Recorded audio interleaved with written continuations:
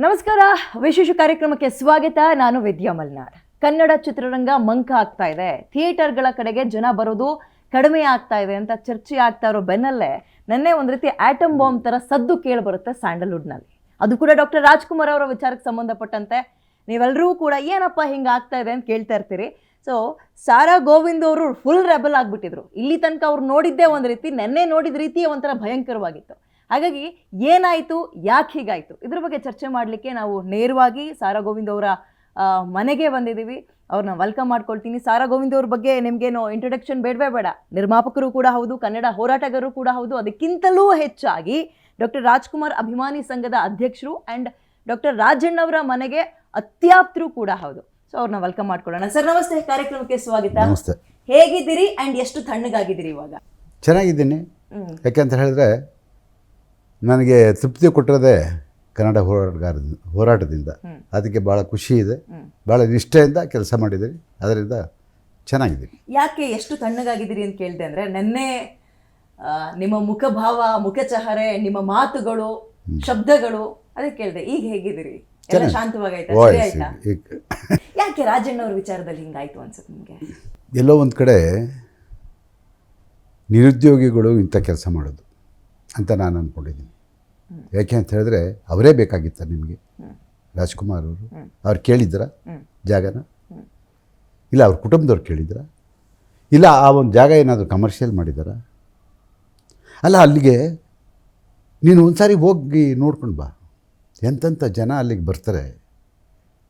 ಆ ಒಂದು ಸ್ಮಾರಕವನ್ನು ದರ್ಶನ ಮಾಡೋದಕ್ಕೆ ಎಂಥವ್ರು ಬರ್ತಾರೆ. ಅದನ್ನಾದರೂ ನೋಡಬೇಕಲ್ವ? 2 ಎಕರೆ ಜಾಗ, ಅದಕ್ಕಿಂತ ದೊಡ್ಡದಲ್ಲ. ಅದರ ಬಗ್ಗೆ 20 ವರ್ಷದ ಮೇಲೆ ಅದರ ಬಗ್ಗೆ ಮಾತಾಡ್ತಿರಲ್ಲ. ಕೆಲಸ ಕಾರ್ಯ ಇದ್ದವರು ಅದ್ರ ಮಾತಾಡ್ತಾರೆ.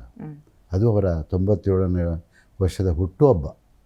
ಕರ್ನಾಟಕದಾದ್ಯಂತ ಎಲ್ಲ ಅಭಿಮಾನಿಗಳು ಕೂಡ ಆ ಒಂದು ಜಯಂತ್ಯೋತ್ಸವನ ಸಂಭ್ರಮದಿಂದ ಆಚರಣೆ ಮಾಡೋಂಥ ಸಂದರ್ಭದಲ್ಲಿ ಎಲ್ಲೋ ಕೂತ್ಕೊಂಡು ಈ ರೀತಿ ಮಾಡೋದ್ರಿಂದ ಏನು ಸಾಧನೆ ಮಾಡ್ದಂಗೆ ಆಯಿತು. ಇದು ಎಲ್ರಿಗೂ ಕೋಪ ಬರುತ್ತೆ, ಸಹಜ ಅದು. ಯಾಕೆ ಅಂತ ಹೇಳಿದ್ರೆ ಅಂಥ ವ್ಯಕ್ತಿ ರಾಜ್ಕುಮಾರ್ ಅವ್ರನ್ನ ಇವತ್ತು ನಾವೆಲ್ಲರೂ ಕೂಡ ಈ ನಾಡಿನ ರಾಯಭಾರಿ, ಅನುಮಾನನೇ ಇಲ್ಲ, ಈ ನಾಡಿನ ಸಾಂಸ್ಕೃತಿಕ ರಾಯಭಾರಿ ಅಂತ ಕರೀತಾರೆ ಅವ್ರನ್ನ.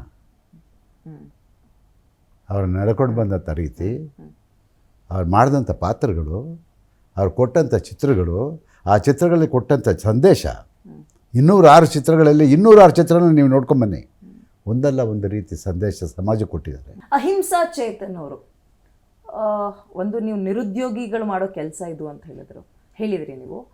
ಪ್ರಚಾರಕ್ಕೋಸ್ಕರನೇ ಹೆಂಗೆ ಮಾಡಿದ್ರು, ಅಥವಾ ಕಾಂಟ್ರವರ್ಸಿ ಆಗ್ಲಿಕ್ಕಂತಲೇ ಹೇಗೆ ಮಾಡಿದ್ರು ಅಂತ ಅನ್ಸುತ್ತಾ, ಅಥವಾ ಬೇರೆ ಏನಾದರೂ ಹಿನ್ನೆಲೆ? ಈಗ ಚಿತ್ರರಂಗದಲ್ಲಿ ಅವ್ರಿಗೆ ಯಾವುದೇ ಅವಕಾಶ ಇಲ್ಲ.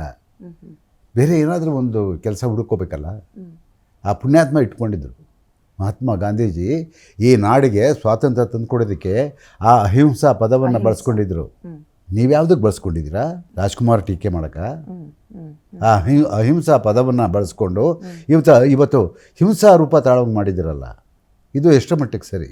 ನೀನೊಬ್ಬ ಸಮಾಜದ ಉದ್ಧಾರ ಮಾಡಬೇಕು ಅಂತ ಹೊರಟಿದ್ದೀರಲ್ಲ, ಅದನ್ನು ಆಲೋಚನೆ ಮಾಡಬೇಕಲ್ವಾ? ನಾನು ಒಬ್ಬ ಸಿನಿಮಾ ರಂಗದವನು, ನನಗೂ ಅಭಿವ್ಯಕ್ತಿ ಸ್ವಾತಂತ್ರ್ಯ ಇದೆ, ಮಾತಾಡೋದ್ರಲ್ಲಿ ಏನು ತಪ್ಪಿದೆ? ಸಿನಿಮಾ ರಂಗದವರು ಅಂತ ಹೇಳ್ಕೊಳ್ಳೋದಕ್ಕೆ ಅವನಿಗೆ ಇದೇ ಇಲ್ಲ.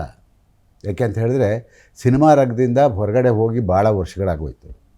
ಯಾವುದೋ 1-2 ಸಿನಿಮಾ ಮಾಡಿದ್ರೆ ಬಿಟ್ಟರೆ ಚಿತ್ರರಂಗಕ್ಕೂ ಅವ್ರಿಗೂ ಸಂಬಂಧ ಏನಿದೆ? ಚಿತ್ರರಂಗದಿಂದ ಬಂದರೂ ಗುರುತಿಸ್ಕೊಂಡ್ರು, ಅಷ್ಟು ಬಿಟ್ಟರೆ ಇವತ್ತು ಎಲ್ಲಿದೆಯಾ ನೀನು? ಯಾರನ್ನ ಕರಿತಾ ಇದ್ದಾರೆ? ಯಾರು ಕರಿತಾ ಇಲ್ವಲ್ಲ, ಯಾರೂ ಕರಿತಾ ಇಲ್ಲ.